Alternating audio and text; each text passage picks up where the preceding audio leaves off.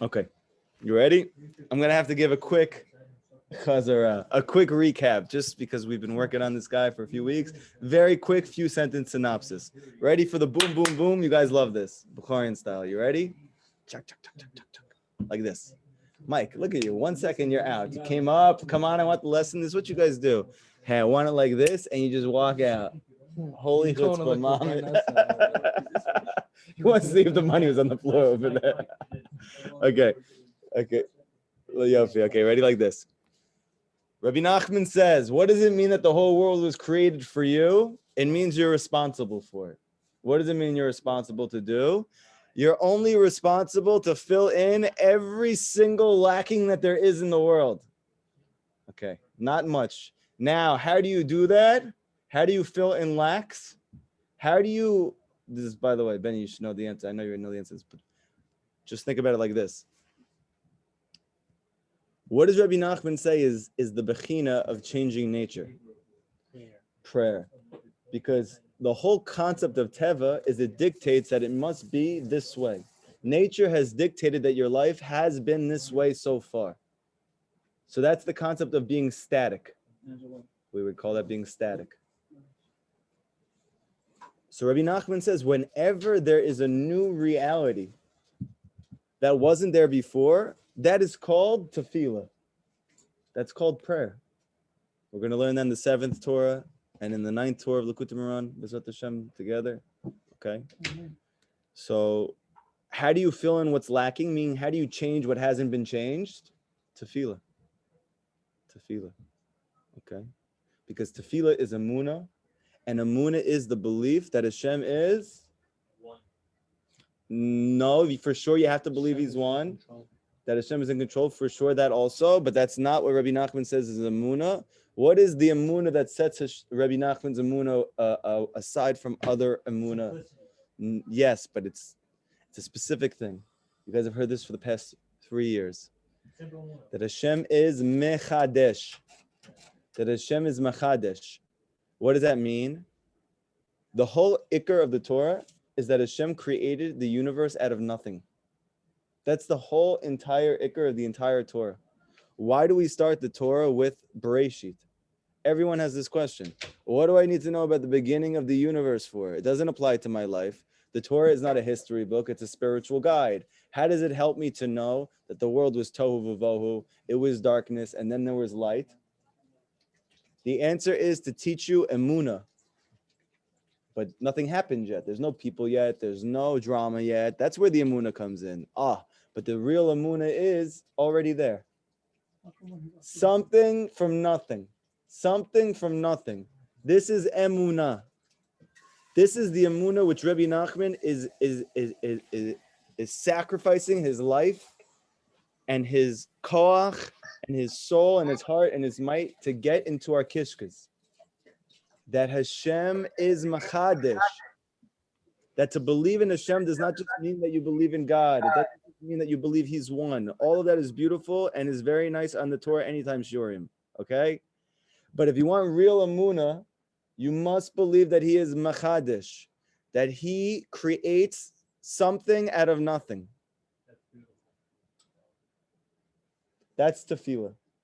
And this is the way you fill in the lacks. Okay? Now, we said that there's a problem, though. This guy's biceps are huge. No, I'm just kidding.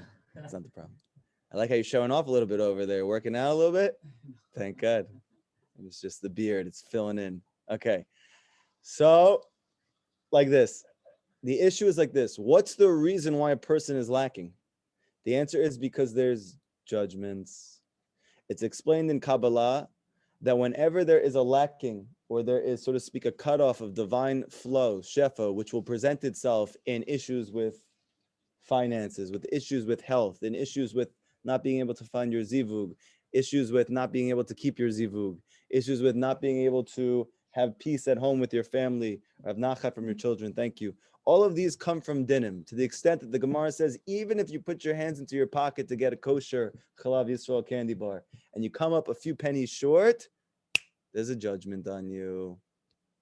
It's not just because you work at the post office, which is a very noble job, and there's nothing wrong with it if you do, but you don't have enough for that candy bar. Petty's being judged big time, okay? So now, why is that important to know? What, so I can go into Yeush, I should go into despair because I know that there's dinim on that there's this spiritual quality called din, which is included in myself right now? And the answer is no. Because you need to know how to pray now. Because the normal way for a person to pray is good enough when you don't have judgments. You could come in for Shachrit, Mincha, and Arvit, and if you have no judgments, you're good to go. But if you have judgments, you cannot pray the normal way, Rabbi Nachman says. You're going to have to go around the bends. You can't do your primary go-to, I'm going to drive down the lane and dunk on that guy's face. Now, because I have a real defender guarding me, I'm going to have to pretend like I'm going to the hoop and do a quick fadeaway. What is that called? Kobe. Something. It's called heat bodhi. Okay? Heat bodhi dut.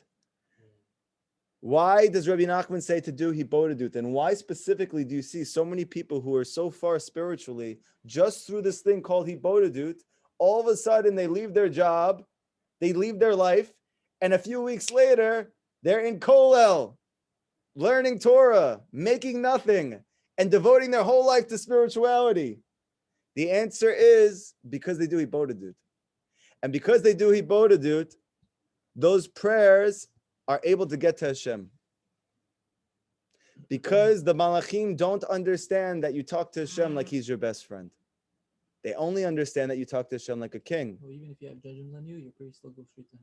Your prayer still goes straight to him. Now, there is an issue, a side issue, that is that all prayers go up through the land of Israel.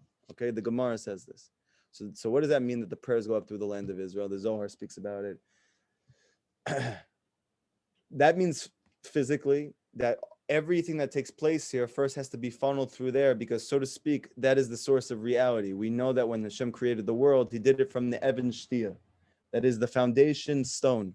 This foundation stone is where the Beit HaMikdash was ultimately built, and the whole entire universe actually expanded out from that place in Yerushalayim. But the base midrash is like you're in Israel. One second. So everything has to go back to the origin to go back up. So that's Eretz Yisrael. However, we know that Eretz Yisrael is not just a physical space. It's also a consciousness. The consciousness that's called Emunah Shlema.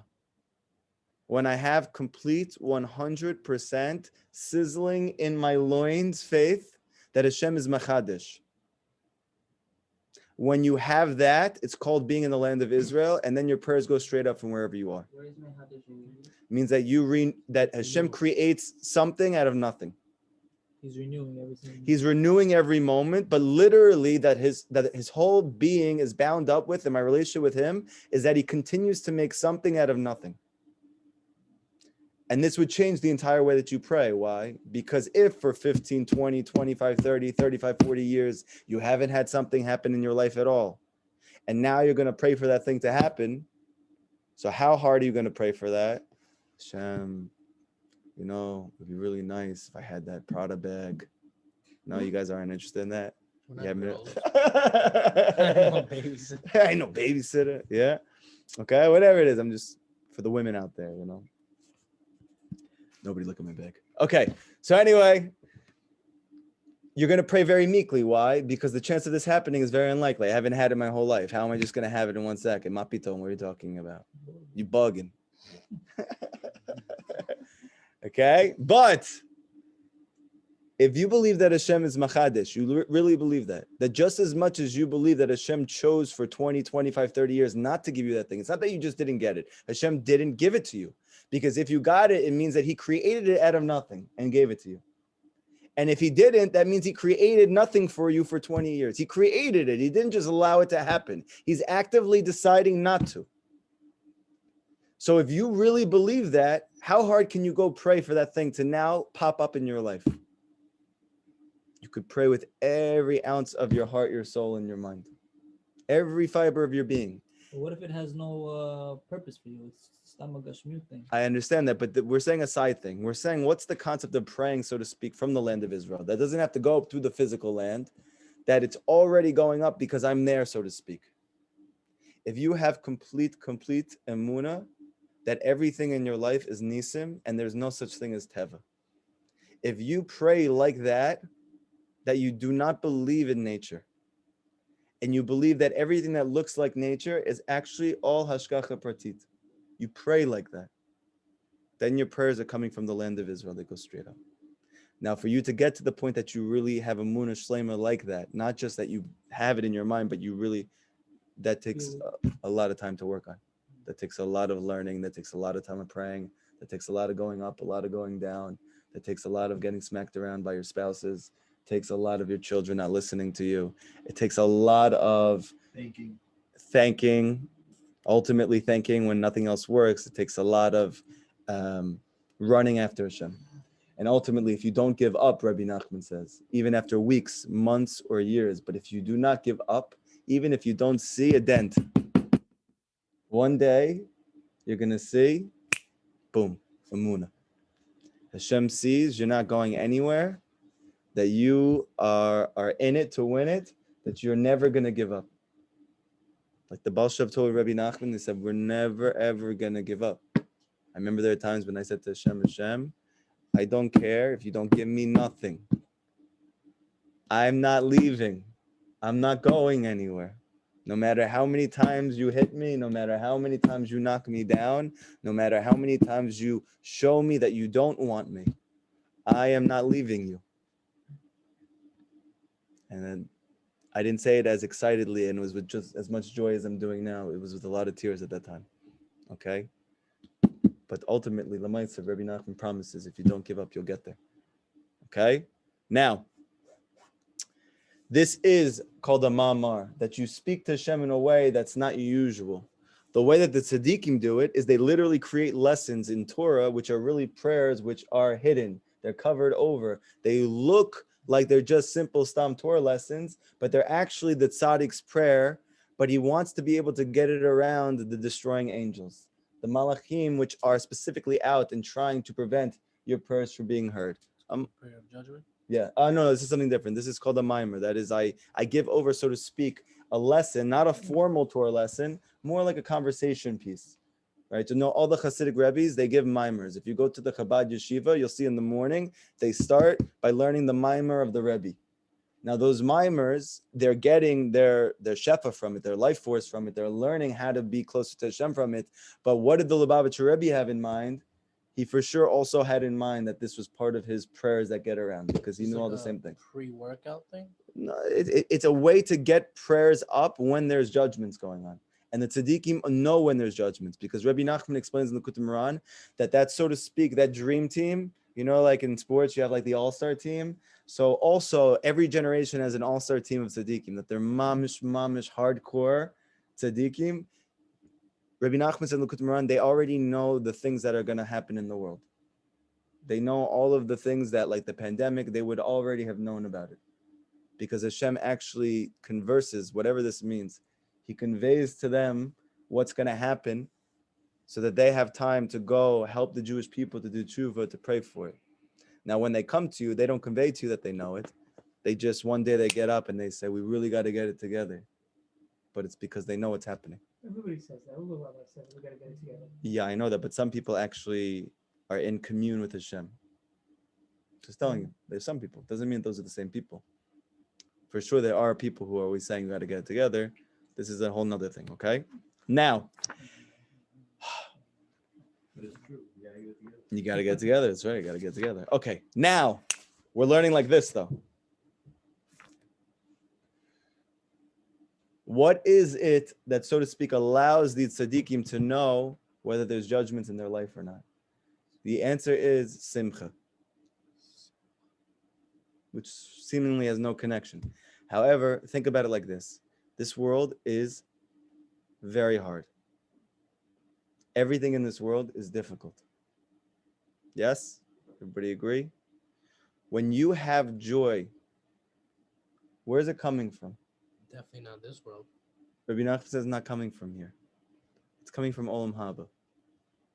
whenever you're happy, it's not even coming from here.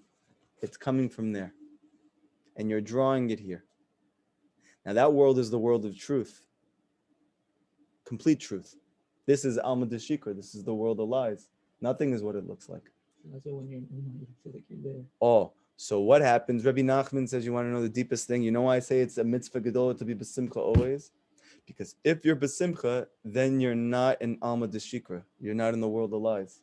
You're in the world of truth even when you're here. And if you're in the world of truth even when you're here, you can perceive the truth even when you're surrounded by lies. It's not even a chiyuv, No. according to the laws. Yeah. No, not a chiyuv. Okay? However, Rabbi Nachman, for sure, it was a chiyuv by him. It was a chiyuv by him that his students were happy all the time.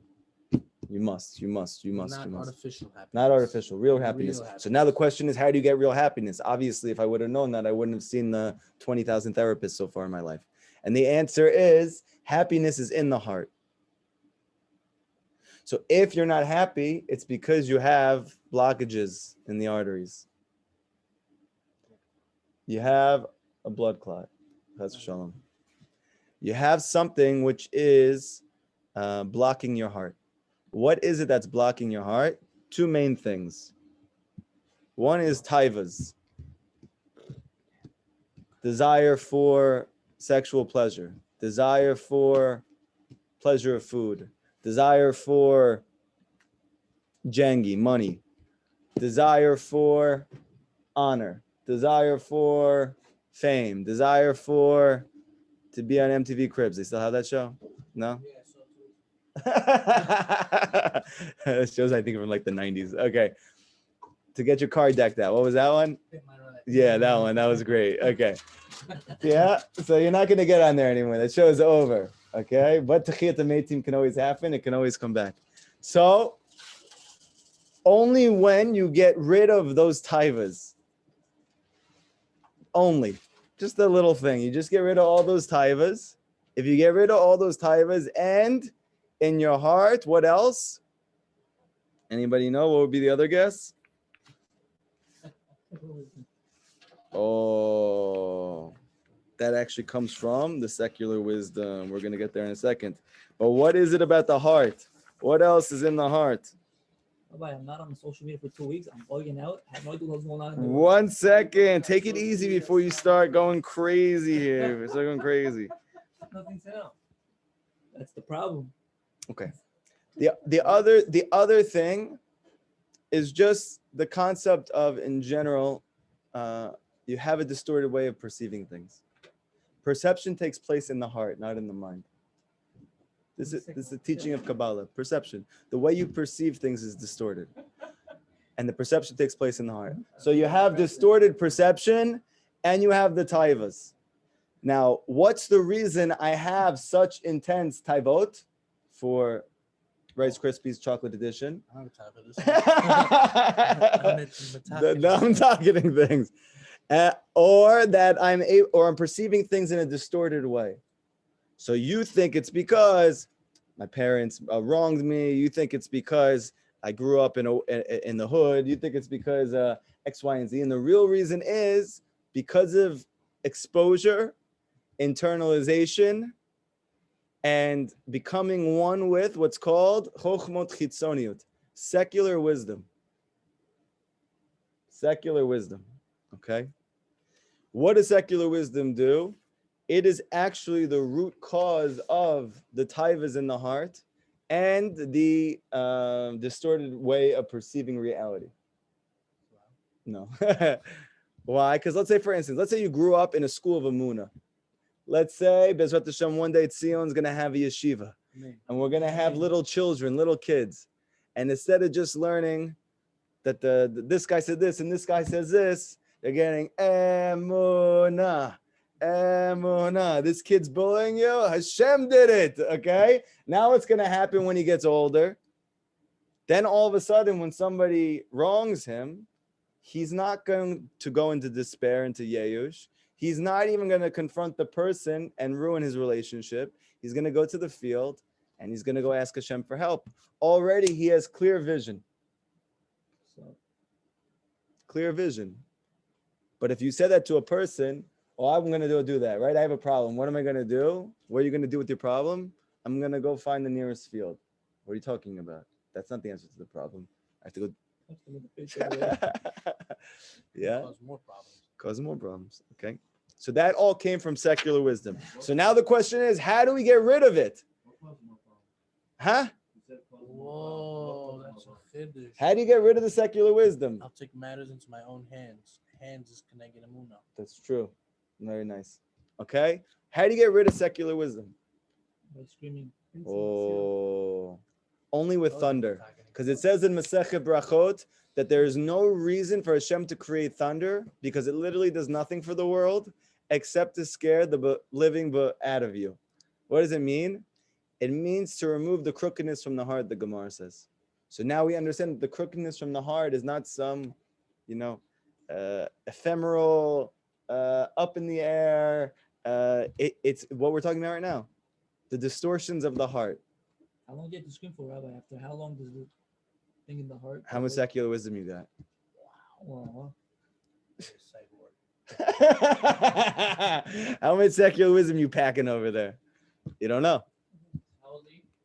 How old are you? Okay, no interrogations right now. You're scaring everybody, by the way, already with your biceps. You can't also ask about what's going on over here. Okay, so now Rabbi Nachman says like this: how do you know for sure that you still have the secular wisdom? It's still steeped in you.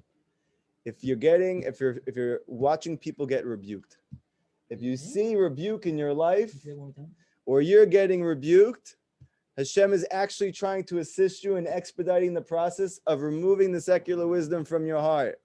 Look at him. See that? That's what happened. Yeah? What's the connection? Because it's the concept of rebuke, or it's the concept of screaming, which is like thunder. And either you have to wait for thunder to come off from the sky, or real thunder, or you create thunder with your throat. The real thunder helps also? For sure. That's the reason why people listen to thunder when they go to sleep. It helps them sleep. Why does it help them sleep when they go to sleep? It's called white noise. Yeah. So Say that racist. again. Why? I know, just kidding. Why does thunder help a person go to sleep? It shouldn't help you go to sleep. Because it removes the crookedness of the heart, which calms him down. Right, exactly. That's it. Mamish. Every baby. Because anxiety comes from fallen fears. Fallen fears are coming from the distorted perceptions of the heart. When you hear thunder, when you have white noise for the baby, or you have thunder for the adult, that's it. All the fallen fears removed from you. And the defibrillator. Yeah. Diffuser, I'm sorry. Okay, stop using all these words. I know you've been over here by me for a few years now. You can't just start throwing out Webster's dictionaries. Mamish was it. I just had a diffuser by my You're like own. defibrillator, diffuser, whatever, just simple stuff. Okay, so now aromatherapy. Now we need to break the chametz because we understand that secular wisdom is the concept of chametz. And if you want Pesach, if you want Geula, if you want to remove yourself from all the trials and tribulations of your life, Mitzrayim, you're going to have to not eat chametz during the Chag. You cannot have secular wisdom. And you guys, thank God, are in the middle of Mamish Pesach, even before we get there, that you have done no secular Shvat. Yeah? Hopefully, Bezrat Hashem, you guys are being matzliach. I know it's very difficult. And then what happens is, Rabbi Nachman says, if you don't have secular wisdom that's coming inside of you, now you have the ability to remove what's already there. Because obviously, if you just keep coming in and you're trying to scream, you're just screaming out what you just got. But if you stop looking at it completely, now you're screaming and you're removing the old stuff. You're removing the old stuff, okay? And once you remove the old stuff through the screaming, and you're also not getting the secular wisdom coming in, now all of a sudden the heart is becoming cleansed, pure, mikvud. So with secular wisdom, you're screaming without. Without secular wisdom, you're screaming within. Gedalia Benster. Everybody, round of applause.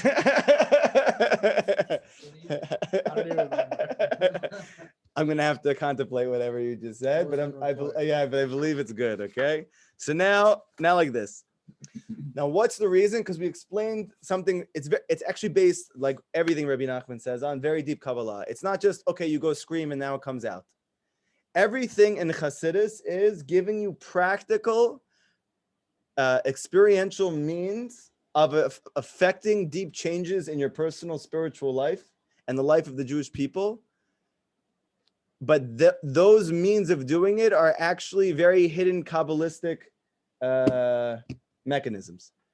So we had a little bit of a taste in this when we learned what's the whole concept of screaming to begin with. That you have three elements. You have the moisture of the throat, you have the heat of the voice going out, and you have the cool air coming in. So every time that you scream and you contract your throat, so what ends up happening is you're actually drawing together three sfirot. That is Chesed, Gevur, and Tiferet. Okay, you don't have to think too much about it. When these three things unite, you create thunder. That thunder is what removes all of the excess, which is still blocking your ability to have real emunah, that Hashem is machadesh, and then to be able to pray with fervor. But with the screaming, then even if you already had the secular wisdom like we all had and have, so you can get rid of it still because of this mechanism. So now listen to what he says. Vateda, and you should know that you need to partner Gevura and Chesed. You need to bring together love and awe. Smola b'mina. You need to take your left and you need to put it into your right. Kamo shekatuv, like it says in the pasuk, b'gevurot yesha yemenu, that we say every single day in Tehillim, that with Hashem's gevura, he saves with his right hand. So this doesn't really make sense. Why? Because we know gevura comes from the left side Kabbalistically. And we know Yamino, the right hand, is the right side. So which one is it? Is he saving with the left or is he saving with the right? The answer is he's clapping. He's doing both.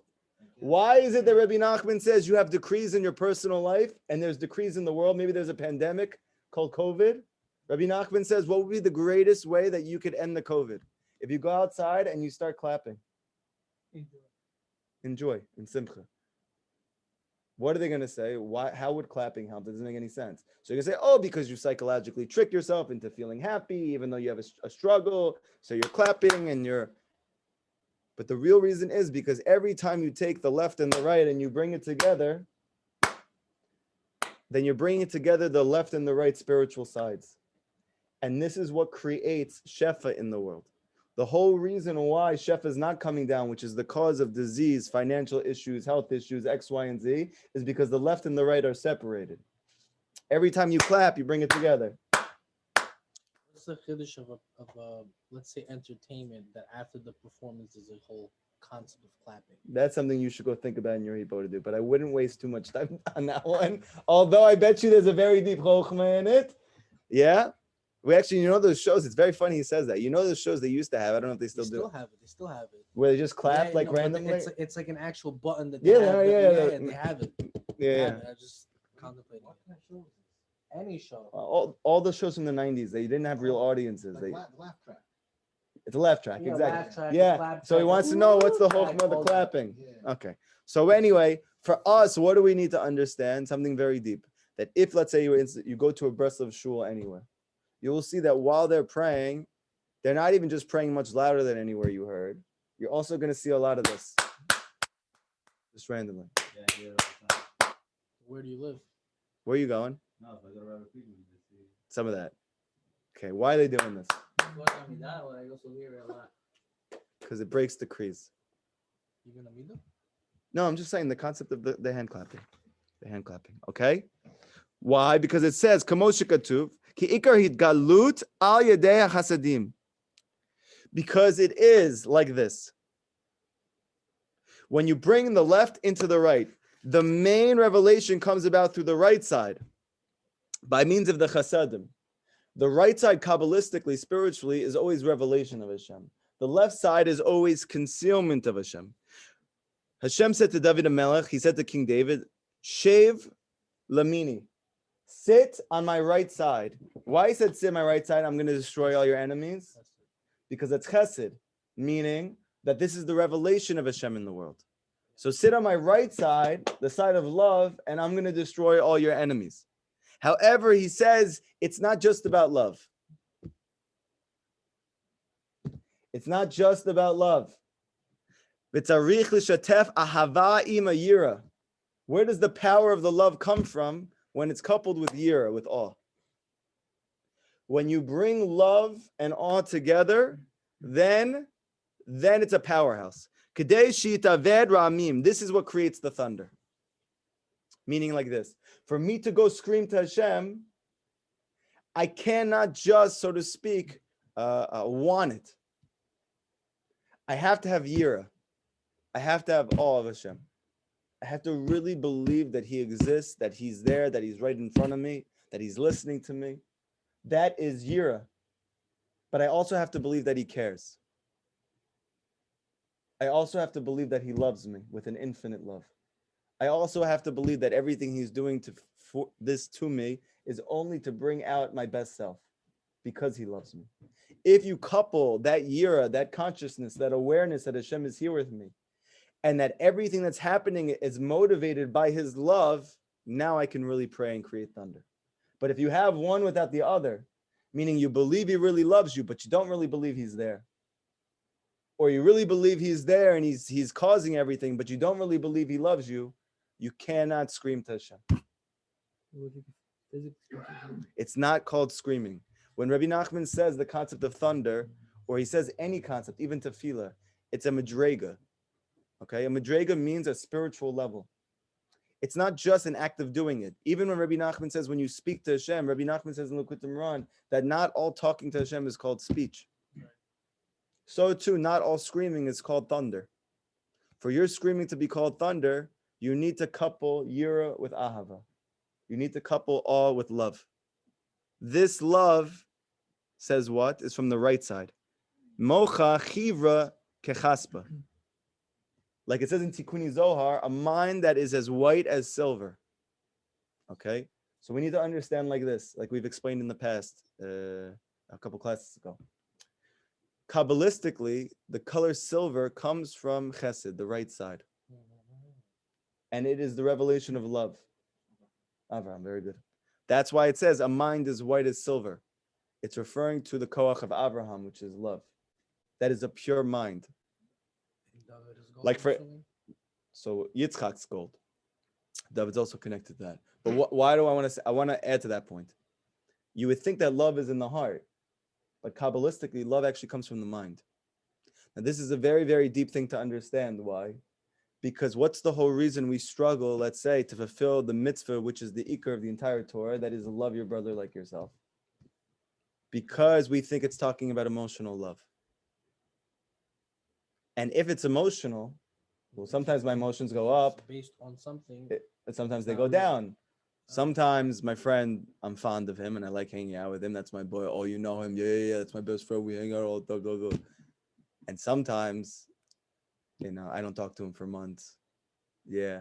And you have a whole entire tip with him. You guys separate for a little bit. And I'm embarrassed that I ever knew him. Yeah. So you go up and down. So how am I going to love him like myself in both those situations? If it's based on a feeling, you can't. Comes Rav Kook to say, the reason why we can't fulfill this mitzvah and why we've been struggling with it for 2,000 years? Because love is consciousness. I don't get it, Rabbi. You said that again, even though if you're screaming. Wait, before, okay, take it easy. Don't be so lemaisa for a second. Wait! You can't speak, you gotta scream. So, am I screaming or am I not? You're screaming, but for it to be thunder, that's a madrega. That has to do with not looking at secular wisdom. That has to do with knowing that Hashem loves you. So that's what we're saying. We're adding dimensions to it. Your screaming is helping. But for it to be called thunder, that's a high level. At what point do you scream? We'll get to questions in a second, okay? So like this. Love is a consciousness. That means that I can only love you unconditionally if it's not based on a feeling. If I love you because you're a piece of God and I'm a piece of God. So that doesn't change based on what you do to me. Whether you help me out or you don't. If I know that there's a part of you that's literally a spark of pure godliness, and I know that that's in every single Jew, that I love. And that never changes. And that's how you fulfill the mitzvah. But if your mitzvah to love your brothers like yourself is based on how you feel at the moment, then you will constantly go back and forth. And that's the reason why we're still in exile. The belief has to come so deep. The love has to come from the mind. That is a pure mind. That's the mind of Avram Avinu. This is where his love came from. Okay? Then we have the gold. Gold is the left side. The left side, Kabbalistically, is the side of din, gold. The left side is also the side of wealth. That's the reason why, Lamais, at the end of the day, gold is worth more than silver. Because wealth, says Shlomo Melech in Kohelet, and also it says in Kabbalah, that all wealth comes from the left side. The wife. The wife. What does it mean, the wife? It doesn't just mean your physical wife. It also means the left side of your spiritual soul. That's also the wife. Your heart. What's the left side? The left, The Gvura. Gavur, Hatred. discipline. So when you fix your heart, meaning your left side, Hashem will give You married a good wife, Parnasa. What? Parnusa. You married a good wife How do you know? because your heart is your wife within your body. Your mind is like the husband. Your mind is like Adam, and your heart is like Chava.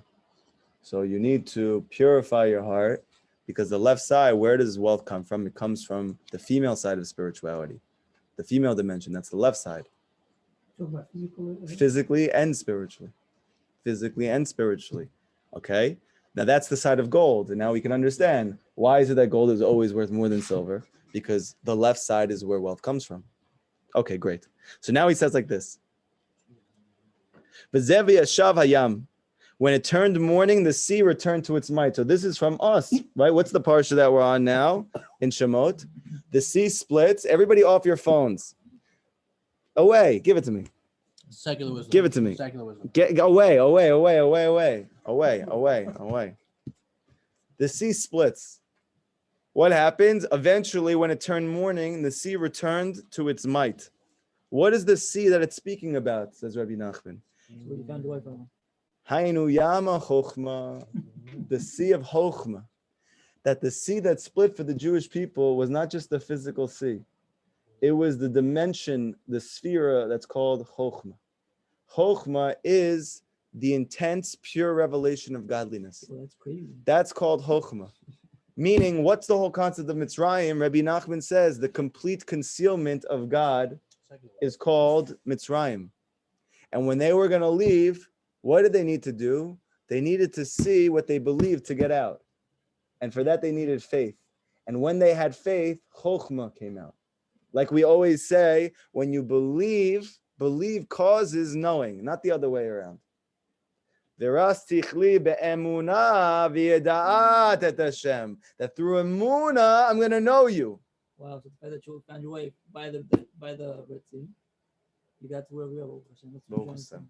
No, I wasn't trying to say I that, don't know, but that's how yeah, for sure it's connected. It's a very, very deep sugya over there, as Benny would say. Type of sugya that makes you go. I showed you the You showed to everybody. It's your favorite. Oh, he's already Yeah. did that. Okay, so now, like this. So now like this. You'll see What both. was the sea that opened up for them? It means they left secular wisdom behind, the secular wisdom of Mitzrayim, the place where Rabbi Nachman says in the 7th and 9th Torah Likutey Moharan, there is no miracles because they're all covered over under the guise of Teva, that everything there is taught as nature. Okay? And they actually had enough faith to split the sea of Chokhmah. And now all of the secrets were revealed. That's why it said that even women, young children, were able to have greater revelations of godliness at the sea than even Yechezkel when he had his vision of the Merkava, which you're not even allowed to learn with another person, says the Gemara, because it's so deep that people have lost their mind even thinking about it. That the women and the children there had even greater revelations of godliness than Yechezkel, and it wasn't even close at the Yam Suf. Why? Because the sea was a sea of Chokhmah. And Chokhmah is the revelation of godliness at its highest point. This is the Yam. So, why then did Hashem need to put the Egyptians on the shore? Can I speak back like you just said to me? Because then you would have to, go into the ocean and do a little jumpity. I don't know. No questions yet. We'll get with the questions in a second. I'm sure it's a good question. Just hold on to it for a second. My gosh, you just got one of these. You know what I mean? Then you're good to go. Okay. Leave no boker that it returned in the morning. Da boker, da Abraham. We know boker is always the morning of Abraham.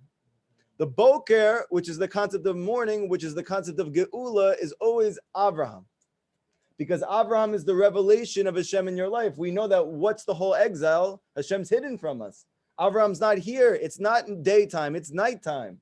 The whole exile is nighttime. We're waiting for daytime. We're waiting for Abraham. We're waiting for Mashiach. We're waiting for the boker. And then it returns to its might. Like it says, Bechinat Abraham Ohavi. The Pasuk says, Abraham, my love. That Hashem reciprocates whatever it is for you in your heart that Hashem is to you. That's how he sees you.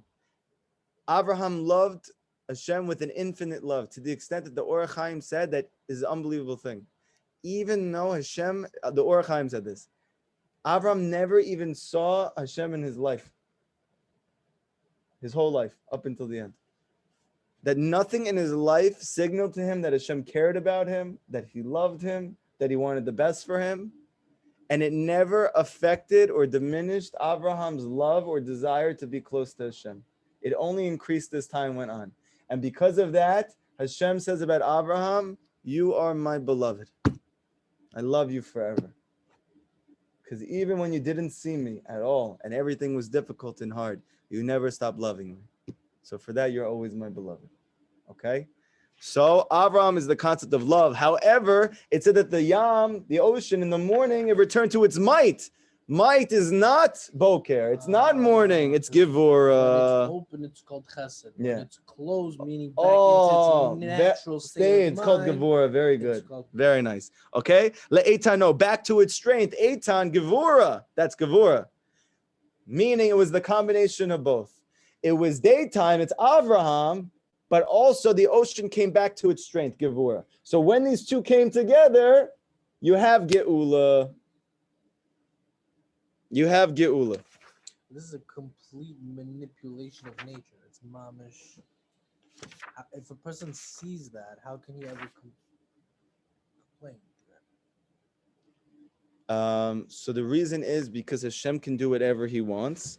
And even he could show you the greatest thing in your life. You know, sometimes in your life, your mama saw Hashem so much, you say to yourself, wow, like he's really here 100%. and he really does care and he really loves me and like he really thinks about me.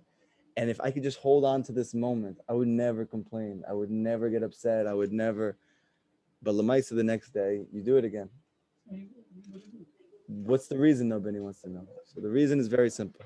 Because sometimes Hashem will give you da'at. He will take it away. Nothing to do with you. Because there's no way for you to make your next descent without another leap of Emunah. And for that, you're going to need to have your da'at removed from you. Hashem wants that you should go to the next level. And if you're not going to willingly go down, he has to make you in a way, in his cheshbon. He needs to do a descent for the sake of an ascent. He has to do it. He's doing it for you. Because if you always had da'at, in essence, then you should never complain. Because okay, so when you get to that level, Because if you always have that, Rabbi, we don't always have da'at. That's the whole point. You can't. Because if you always have that, and there's no purpose of. There's no free will anymore. Accepting it. That's the- isn't that the goal? The goal is ultimately when Mashiach comes that you're going to have da'at like that. Yeah, for sure. But now the goal is Emunah. Accept it. How do rabbis always have that? One second. Okay. How Wait do one rabbis always second. see? How do people always go to rabbis? Because they. I love how you guys like don't If they listen don't- to me at Hold all. on a No. How do rabbis always have people always go to them for advice and everything if they don't always No, for they have good advice. They have a much greater perception of reality, and they're not stuck in the same schmutz as we all are. But that doesn't mean that they always have that. But they just see better than us. They seem much better than you, and even their level of Emunah is like your da'at. So therefore, But to get to a point that your da'at is mamish da, that's when Mashiach comes. What was that day and night tour thing? I love how you guys don't, nobody cares. No questions, nobody cares. Just wait. That was my fault. I told him to raise his hand 'cause he wanted- No, it's not your fault. Take responsibility for your own life. I did. I told him. Not you. Stop shedding the I responsibility. told him to ask a question. Stop. You're not. I should be the one on that. Oh, Don't- downhead. Don't worry, I'll give you the belt after the class. 1 second. I rebuke you. Okay. And now like this. This is back to its might. Oh, and when you have love and yira, when you have ava and yira, kol ra'amcha bagalgal, then the voice of the thunder is going to strike your mind. That's when you're going to be able to shake out all of the shtiyot from your heart. When you create thunder, when are you going to have thunder? When you have the love of Abraham and you have the year of Yitzchak. Simple stuff, you know? Simple stuff. And when you combine these two together, and instead of physically clapping, you scream, and that's thunder, that's like clapping out of the throat. How are we supposed to pray right now to Hashem? Wait! It's It's not like there's other people watching in the class. You're the only one who lives here. You're the only one who's going through anything right now. You need answers. That's it. We stop. JG went. V'zehu mayim rabim lo yuchlu lechabot et ha'ava.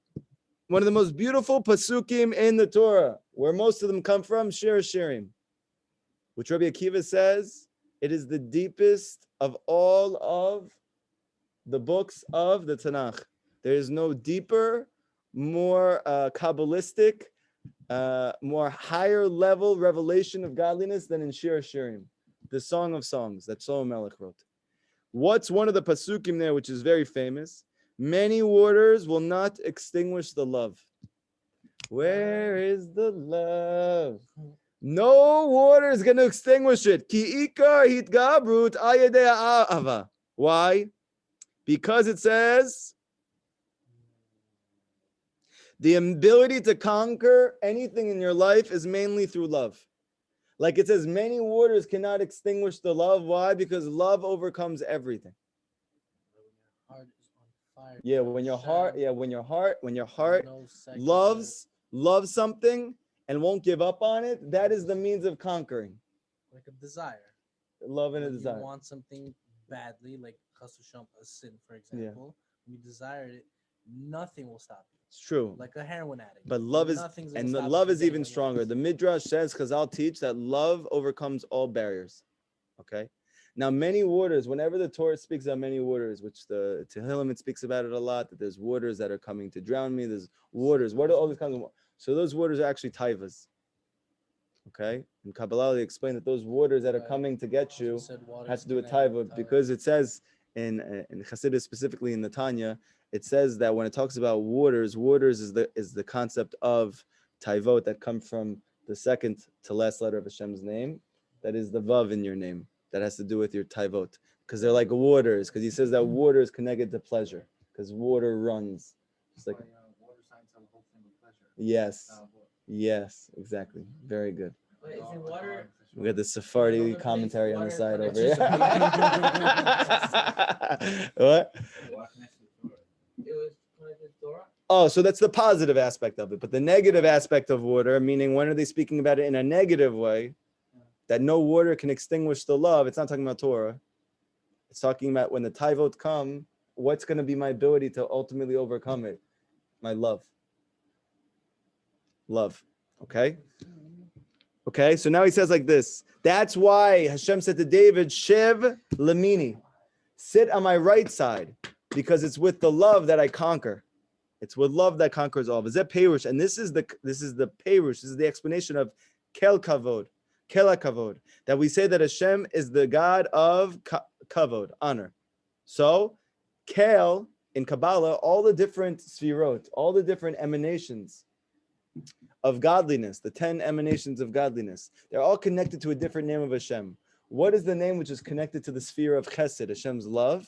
It's Kel. That is an Aleph and a Lamed. Okay?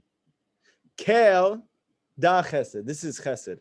Kavod, da Chochma. Very interestingly, what's the gematria of kavod? 32.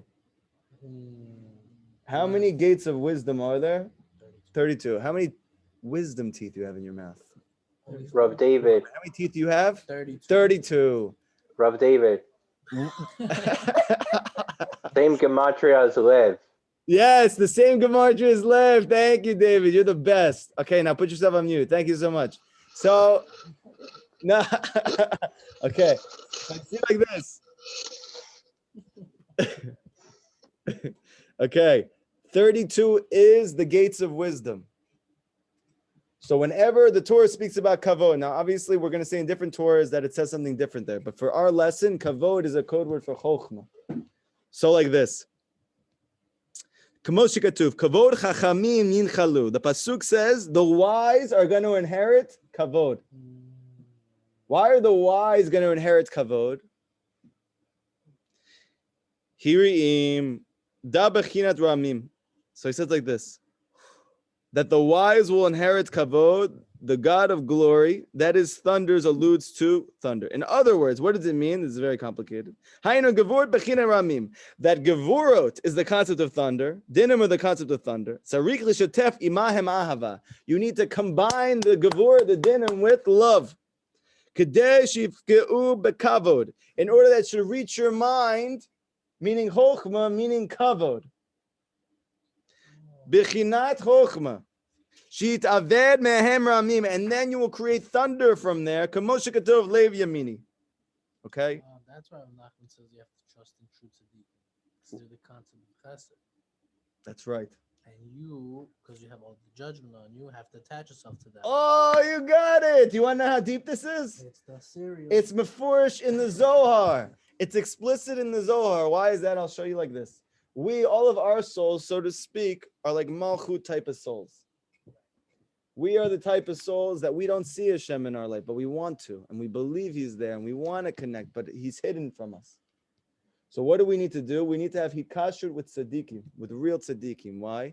Because in Kabbalah, it's explained that the sphere above us, which is Yesod, it is not made up of dinim, judgments, it's made up of chasadim. That all of the chasidim, not the chasidim. Sorry, I was thinking about something my son said to me. Return me to the point I was going to say in a second, just because it was cute. My son said to me, when we get to Israel, I'm going to take my magic wand and I'm going to turn everybody into Hasidim. I was like, oh my gosh, it sounds amazing. I hope it works. Bezrat Hashem. I don't know where he got this wand. I don't know what type of wand he's got. It's the staff of Moshe Rabbeinu, Bezrat Hashem. Yeah? The staff of Mashiach. Dad, look. Chassid. Chassid. Okay? So like this. You're cool. You're cool. What are you getting to, Rabbi? 1 second. Take it easy. You said. Oh, yeah. What did you want to say? I didn't say anything. No, I told you to remind me. I told you to remind me what I was talking about. Oh, yeah. So like this. So this is very, very Kabbalistic. So just if it doesn't make sense, don't worry about it. Pretty much like this. That's a great way to start. Okay. Pretty much like this. The whole difference between the true tzaddik and us that we're attached to him is that we are rooted in judgments. And he is rooted in chasadim. He is rooted in the revelation of Hashem. And we are rooted in the concealment of Hashem. That's our koach. It's not our lacking. Because we don't see Hashem, now we can go pray for him. We can exert Emunah. That's our beauty. It's our function. It's our function. Our whole purpose is to have Emunah. Our whole purpose is Emunah. We are the female dimension of reality. That is that we have Emunah, that we receive. We need to receive chasadim. We don't have it in ourselves. We need to go get it. But by having hikashu with the tzaddik is made up of all the chasadim. So this is the reason why Rabbi Nachman is going to explain later in the Likutey Moharan that you see that the 13 attributes of rachamim, which are the highest revelation of love, the highest revelation of Hashem, of compassion, of empathy, that what is the middle one? It's called Rav Chesed. A lot of Chesed. But he says, Mamish, the Rav Chesed. The Rav is chesed. Meaning the Rav himself, the tzaddik himself, is the Chesed. This is why when Rav Natan, when people would say to him, I'm struggling with this, I'm struggling with this, he said, look, I'm going to be straight up honest with you. This world is one struggle after another. It's one difficulty. It's one challenge after another. Your only recourse is to throw yourself on the tzaddik Yesod Olam. Your only recourse is to have hikashru, to attach yourself to the real tzaddikim and follow their advice, even though it doesn't make sense in your life, even though it looks like your world is not like that. Because what's the deep reason? Because they are rooted in chasadim, so they see Hashem. We don't. So when they give you eitzah, it's based on them seeing Hashem. Now we can't see, and because we can't see, we make bad choices. We act in a way which is destructive, impulsive. But because they see Hashem, because they're drawing down chasadim, that's the yesod, so then they are able to take us out. We can receive from that place. That is that the ocean split in the merit, not of the Jewish people, because Moshe had Yosef's bones. Wow. And we want to get to that stage too. What? We want to get to that stage too, where people, well, where we. Sure, but the only way to get there is to have hikashru with the one that does. The only way to be like Moshe is to be like Yoshua. Start thinking like them after a while. How do you start to think like them after a while? Keep asking questions. And what else do you have to do? Attach yourself to them. You have to have complete nullification to the tzaddik. I want to tell you what Rabbi Nachman says, and I know this is very, very controversial and hard to, but I just have to be upfront and honest with you guys. Rabbi Nachman says a Jew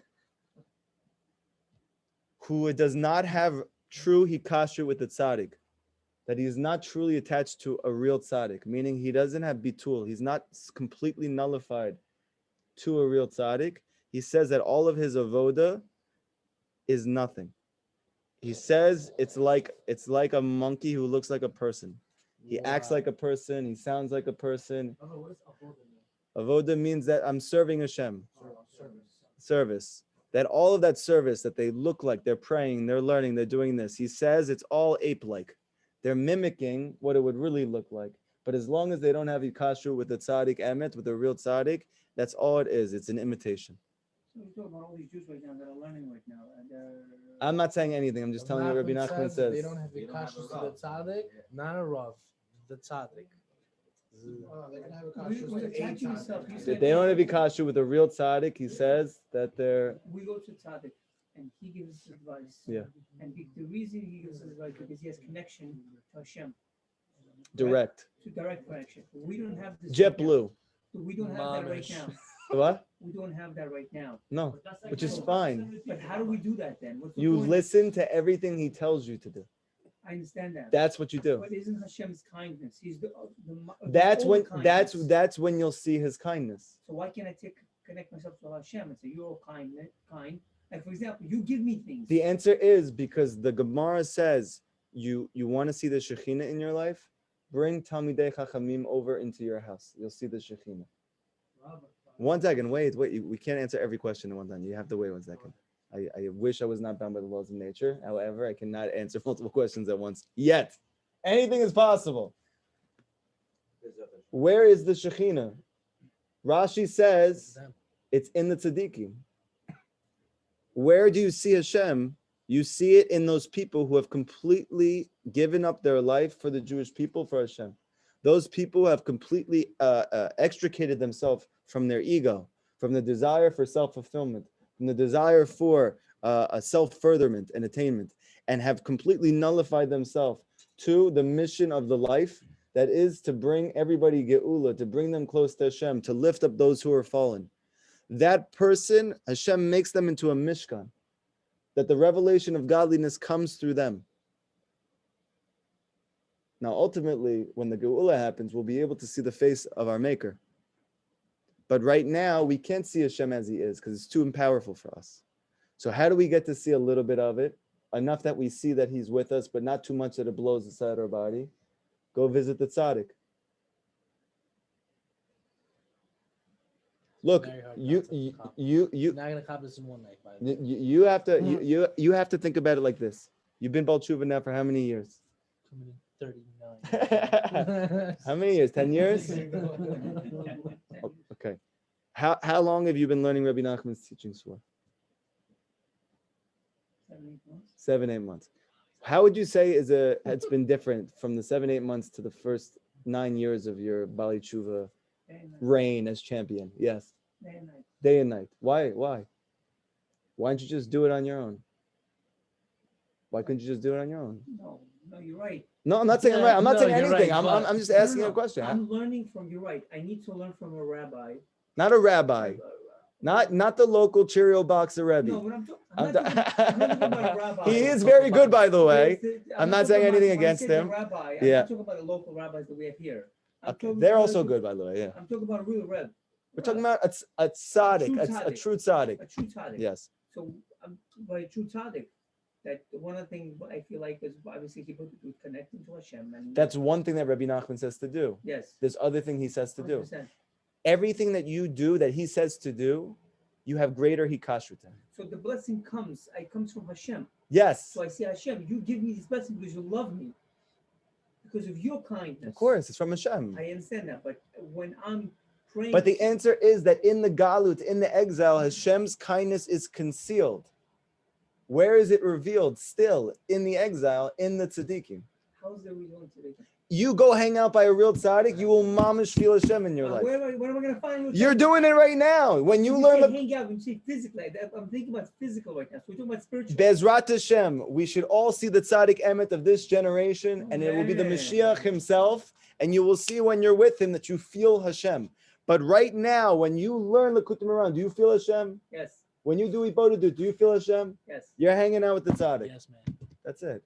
So that's hanging out with the tzaddik. That's hanging out with the tzaddik. So basically, When you follow his Eitzah, when you learn his Torah, when you go by his kever, you're hanging out with him.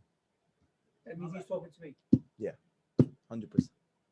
and Hashem's talking to him, to me through him.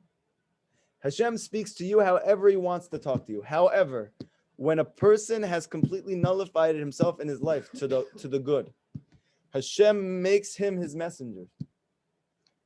He makes him his messenger.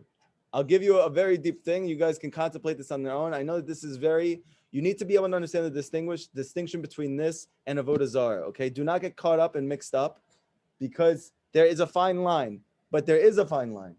It doesn't mean it doesn't exist because there's a fine line. There's just a fine line. That is like this. It says in the Zohar, we know that the Gemara says that Acher, right? There were 4 people who went up to Pardes, the Gan Eden, right? They had a spiritual out-of-body experience. Yeah. Okay. I don't know if they had that back then. One of them, Ben Azai died. Ben Zoma lost his mind. Acher cut the saplings. What did it mean? He became an atheist. And Rabbi Akiva came out in peace. This is what the Gemara says. Okay. So the question is, I understand how you, obviously it's hard to fathom these things, but let's say somebody died because they had an out-of-body experience. Okay, I can sort of, a guy loses his mind, for sure. Yeah, I can understand that. Rabbi Akiva comes out in peace, beautiful. How does someone become an atheist after he hasn't, it's hard to understand, no? So the Gemara is dealing with it for paragraphs and paragraphs and paragraphs. How does that happen? So the Gemara says elsewhere that whenever you saw Acher, even though he knew the whole Torah Kula, he was also at the same time, they said he always had Greek wisdom in his hand. Okay, one thing. And Greek wisdom. yeah. Like salad? He was learning Greek wisdom, and also they said he was always humming Greek music, Greek songs. Oh, fits in very nice with the Rabbi Nachman teaches, yeah? But I want to tell you something amazing. The Gemara says there that what happened was he actually saw a malach. The malach's name is Metat. Okay, one second. He saw a malach that's called Metat. We're not going to say the whole name. You're not supposed to say the whole names, although in the Gemara it does say his whole name. Okay? Now this malach, this angel, Metat, okay, he saw him sitting down. And the Gemara says that because he saw him sitting down, he said, this doesn't make sense. I learned that nobody sits in Shemayim. We only sit here. That's not the place of sitting. And it got him confused. And as a result of that, Metat actually was punished because he conveyed to him something that was different than what he had learned. Even though whatever, it's like a whole thing. Yeah, it's a whole thing. You can go look it up. It's in it's a Masechet Hagiga. I believe it's in Daf Tet Vav. Okay, but the main point is like this. The Zohar says that who is this Malach Metat? He says it's Moshe Rabbeinu. that Moshe Rabbeinu down here is that malach up there called Metat. That all of us don't just exist in one world. That each of us exists on many levels of reality. You exist down here in this world as a person. You exist in a world which coexists with this world as a malach. You exist in another world which coexists in this world as a soul, as a neshama. And higher. Okay? Moshe in this world up there is called Metat. The Zohar says that Hashem uses Metat during the week to cause the events that take place during the week. And that Hashem reveals himself completely on Shabbat. And this is the reason why you feel Hashem so deeply on Shabbat, whereas during the week goes up and down. Why? Because Hashem completely, even though it's always all him, and even though Metat only does what Hashem wants, meaning Moshe only does what Hashem wants, but still, because it's not directly from Hashem, so to speak, you don't feel that same level of rest, peace, love, connection. Everything is fine. Everything's always going to be fine. Everything is great. That's only on Shabbat because Hashem does it directly then. During the week, he gives it over to Metat. He gives it over to Moshe Rabbeinu. He gives it over to the Tzaddik Yesod Olam. Everybody go think about it on your own. Again, this does not mean that he does anything on his own. Everything he does because Hashem wants. Okay? It's all Hashem. However, the revelation of godliness that's in this world, it comes through real tzaddikim. And to the degree that you're attached to them, to the degree you become a channel for the light of godliness in your life. And despite what you will hear from other people, or despite what things seem like, anybody who has true hikashru to a real tzaddik, you will see that they're getting closer and closer and closer to Hashem. To Hashem. Not that they believe, chas v'shalom, that some person is something else beside a person. They will get closer and closer to Hashem. The proof is in the pudding. The proof is in the pudding. That if someone tells you don't go to Uman because it's a Avodah Zarah, that you're praying by the kever Rabbi Nachman, what is this? I tell you right now, I guarantee you in my life, that there are people with greater Emunah in Hashem, by Uman, by the kever of Rabbi Nachman, than a whole entire city of Jews. Because of their hikashrut to a real tzaddik. Because the tzaddik's whole goal is one thing, get you close to Hashem. And when you have a leader, that's his only goal, he has no self-interest whatsoever, that's his only desire, and he has the wisdom and he has the tools to bring you there, that is going to be what happens for you. Bezrat Hashem, if you don't give up. Okay? You have a question in the back. Peanut gallery. Yeah. Is it possible to get close to Hashem without a tzaddik? Rabbi Nachman said that before there's a real tzaddik that exists in the world, you can get close to Hashem without one. He says after a real tzaddik exists in the world, you cannot get close without him. What's an example of what you just said? Before there's an Avram Avinu in the world, then you can go find him on your own. Once Avram Avinu exists in the world, you need Avram Avinu to find Hashem. In truth. It doesn't mean you can't believe that Hashem exists. It doesn't mean that you don't believe that Hashem controls the world, but to believe that Hashem is machadesh, that Hashem creates somethingness out of nothingness. You believe that in your kishkas, you pray like that. For that, you're going to need Avram Avinu. You're going to need Yitzchak Avinu. You're going to need Yaakov Avinu. You just, I'm going to need some clarification. What the heck are you talking about? How are you going to make something from nothing? You're going to need some clarification. So who do you get it from? The guy who's understanding higher than you are. Simple. I mean, in my mind, it's simple. I'm still looking for faith, my friend. Now, does it have to be through Rabbi Nachman, or it could be some other, some other? Anybody who has the Shem, Tzaddik Emet. Anybody who fulfills this category of a true tzaddik. And like I've said many, many times before, I know that there is many of them over history. There's been. I know that Rabbi Shimon Bar Yochai was one.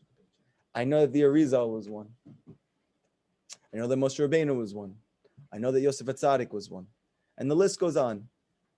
Is there anyone that I can vouch for you in our generation will get you to that place that we are all busy trying to get to? The only one I can vouch for us, is Rabbi Nachman. Does that mean that there's nobody else? No. Does that mean that I cannot vouch for anybody else? That I won't go on camera and guide you and try and help you to the best of my ability and put you in the best position to succeed? That every single one of your efforts is fruitful, fructifies, and doesn't go to waste, and you will only see yourself get closer and closer as time goes on to Hashem. This I can only promise you for sure 100% will happen by Rabbi Nachman ben Fega.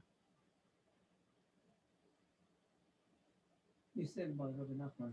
I feel like when I'm doing people to do it, and I say in school to Rabbi Nachman, I'm also about Moshe Rabbeinu. That also was Also, that's I mean, there's so many. I mean, you can't stop. this is talking about this is the reason why Rabbi Nachman says before you pray, you should connect to all the true tzaddikim. So, but if I say Rabbi Nachman, then I want to say about Shem Tov. Then I want to say Moshe Rabbeinu. Say it. I Good. should be saying all of them. Go ahead. Say all the truth speaking, it's hard. No, it's not about hard. I feel bad, meaning like I feel like I'm taking the other Rabbanim that are great, amazing, that I'm taking. If you have time and you have the koach, that's a beautiful thing. I do it. I once a Rav was giving Mishador to somebody, and he said Rabbi Nachman's name. The Rav stopped him. He was like, call it tzaddikim, not just not you shouldn't just say just that name. Right. All the tzaddikim. For You're not sure. gonna sit and mention every single name. All the tzaddikim. person that comes up to mind. However, there is something to understand, okay? And this is the last point on this topic. That is, what's the reason why a person would just say Rabbi Nachman or a person would just say Moshe Rabbeinu? Because he's encompassing everybody. Because the Arizal teaches that the concept of this true tzaddik, the one that's the only one in the generation of every generation. So what makes him this true tzaddik is that all the other tzaddikim of the generation are encompassed within him. That he has the encompasses attached or attached. Encompassed would be like, for instance, let's say for instance, you had a Benjamin, okay, and you had a projector that was coming out of Benjamin's body. And let's say, for instance, you saw, like, before the projector was on, you don't see anything, and once the projector is on, you see all of you guys.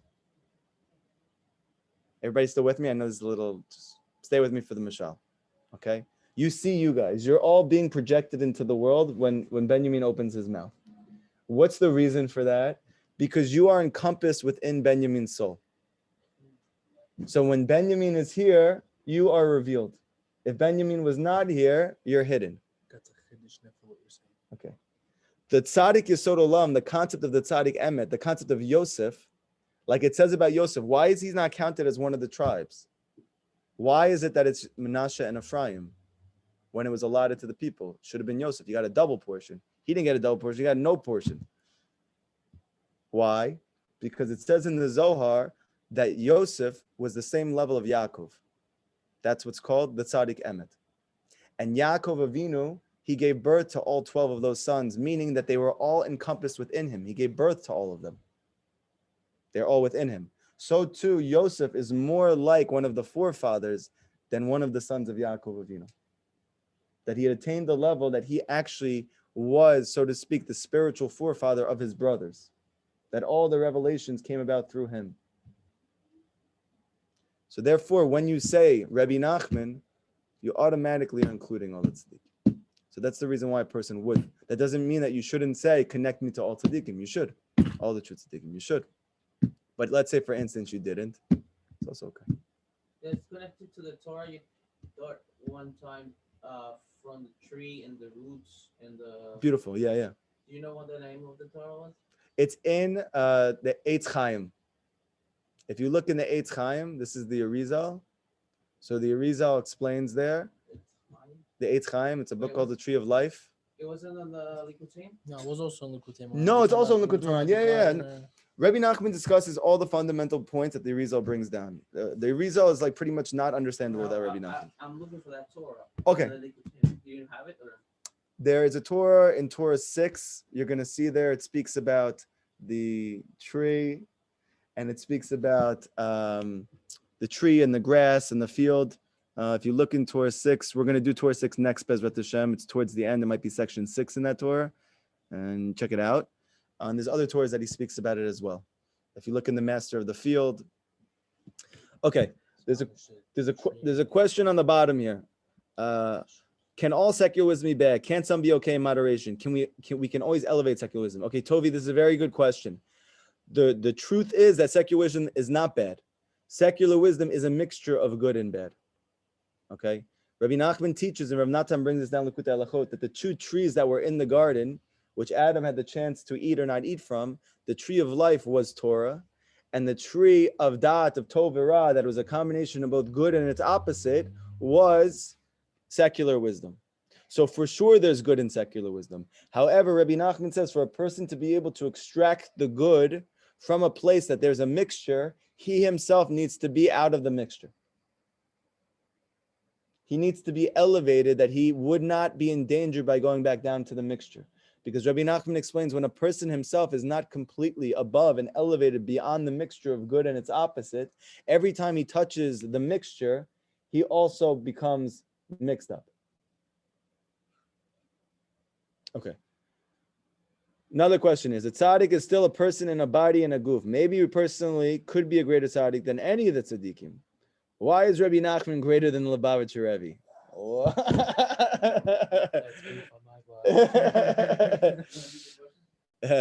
A tzaddik is still a person in a body, in a goof. Maybe we personally could be a greater tzaddik than any of the tzaddikim. Why is Rabbi Nachman greater than Lubavitcher Rebbe? Okay, so good. First part of the question is, maybe we personally could be a greater tzaddik than any of the tzaddikim. That's true. And in fact, the final tzaddik, Mashiach, will be. However, he will not actually be new in the sense that he will be the final revelation of Moshe. Meaning all these real tzaddikim that we're speaking about were Moshe incarnate through a different reincarnation. So same soul, different body. Same soul, different body. And different revelation of that soul. Meaning that even the soul itself is not the same. Even though it's Moshe's soul, it's a different revelation every time. The final revelation is the revelation of Mashiach. Okay, so therefore, it's not a contradiction to think that one tzaddik versus this tzaddik, anybody who has the Shem of Moshe Rabbeinu, the tzaddik Hador, he is the concept of Moshe, and it's not greater or less great. Okay. Now, this last question is a little bit more difficult to answer. That is, why is Rabbi Nachman greater than Lubavitcher Rebbe? I am not in the pay grade to say anything. All I will tell you is like this. It's like one of the Coke commercial asking them their opinion on Pepsi. You can't do that. You can't ask them. Pepsi's way better. By All I'll tell you is like this. If you're asking No. about No. what do you think is on Chabad and blah, blah, Yeah, 100%. Obviously, she knows she's asking me. Whatever. I'm just going to say like this. I'll just tell you what Rabbi Nachman said because I don't know anything. Rabbi Nachman said that my fire will burn until the Mashiach comes. My fire is going to burn until the Mashiach comes. He said that at the end of time, there's going to be a famine. There's going to be an epidemic.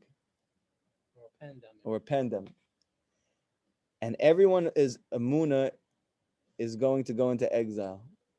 And he says at that point, everybody will need me. Rabbi Nachman said, when you see that my works are being studied across the world, you know that the Geula is about to take place. Okay? I'm not going to get into the business of who is greater. And I'm just going to, lahavdil, all the sports athletes. Who's the GOAT? Okay? You have to go find the truth on your own. All I will tell you is like this. I never met a person my whole entire life that truly, with all of their heart and soul, followed the advice, learned the wisdom of Rabbi Nachman, and did not have a complete transformation in almost every area of their life. Then you haven't done it. And if a person says that they haven't done it. To say that you really have, it doesn't mean that I did Hebo to do it even for a month. It means I don't give up for years, even if I don't see nothing. Okay? So I'm just saying, don't say you tried. There's no such thing. It is impossible that a person follows the true advice and wisdom of this tzaddik and does not feel Hashem in the most palpable, life-changing way. It never happened. Okay? Does that mean that nobody else does that? Could be. But I can't vouch for that. And you guys are listening to me, so I have a responsibility. For what you know. I vouch for what I know. You're you're not, because you cannot be in between. Like you said, you cannot just try it. Because anyone who says that they have, you're going to say that they didn't try it. I know they didn't try it. I know they didn't really do it. And that's right. You're saying that then if it works, so then they're going to end up, that's right. Rabbi Nachman said at the end, everyone's going to be Breslov. Now, if you're going to say, well, what do you mean everyone's going to be Breslev? It sounds very like, what do you mean? But if you understand something very deep, that is that there's a pasuk from the Nevi'im that says at the end of times, when Mashiach comes, Hashem is going to take all the Jewish people's hearts and turn it from a heart of stone and make it into a lev basar.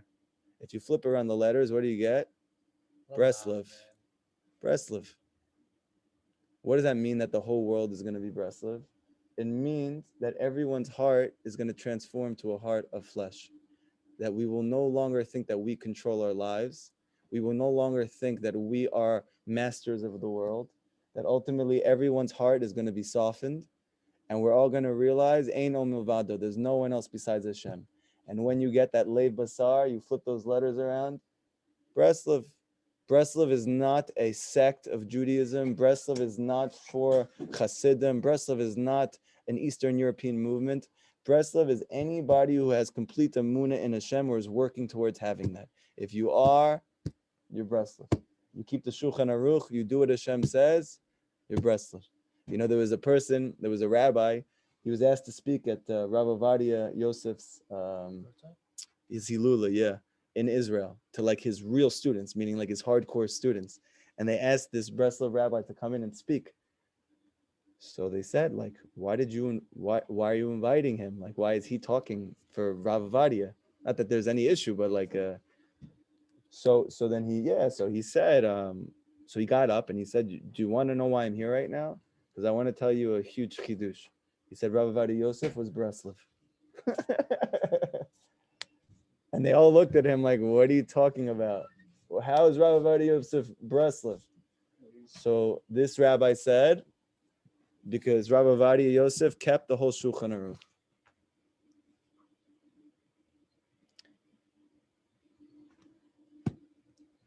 With that, I'll leave everybody. Have an amazing, amazing night. And the main thing is, when you leave this class, regardless of how you feel about what we just spoke about, go ask Hashem yourself.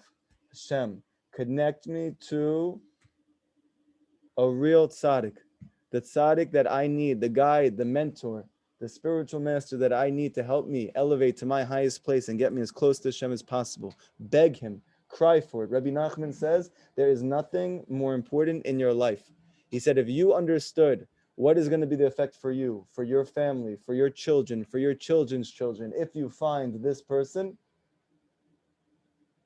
then you would run after it at the expense of all else. Zot Hashem, you should all have the zchut and merit to know who that is. Chazak Baruch.